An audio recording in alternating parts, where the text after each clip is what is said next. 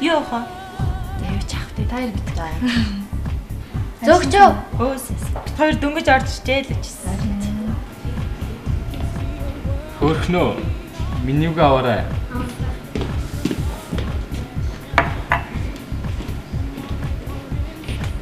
За, ажиллаа сайн биз дээ. Сайн. Үгүй сайн ч гэжтэй.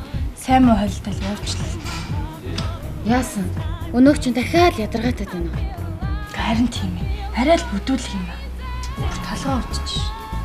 Яасан? Хин яагаад байгаа юм? Юу н? Надаас юу нугаад байгаа? Өчигдөр өнөөдөр хоёр нь зүгээр суулгахаа боллоо шүү.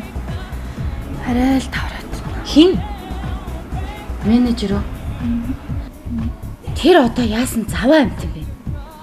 Тэр чамайг яагаад?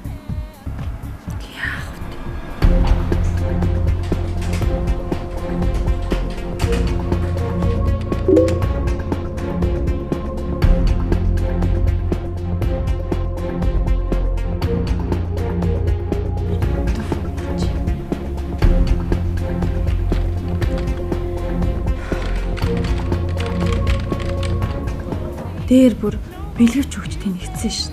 Дээр надад ч гэсэн хэд хэдэн удаа бүр тийм үйлдэл гаргасан шин. Чи нилээ орой олтолсууд юм аа. Ядрахгүй юм уу? Орой жоохон анхаарал тавих юм уу?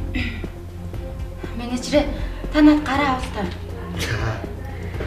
Энд чи өвтөрөөс үргэ алгал байна шүү. Болооч тий. Намайг бас өмгөөлж хамгаалдаг хүн байдгийг шүү за.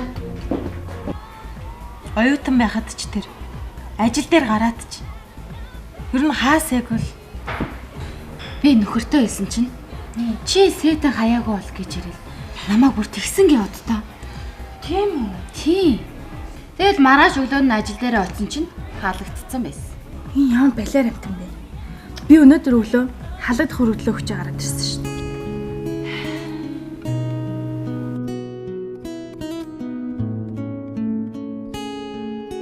Ажлын байран дахь бэлгийн дарамтлал нь хүний бэлгийн халдашгүй эрхчлөө, нэр төр, алдар хүнд болон хөдөлмөрлөх, хөгжих хэрэгэд аюул занал учруулж байдаг хор аюул ихтэй гэмт хэрэг юм.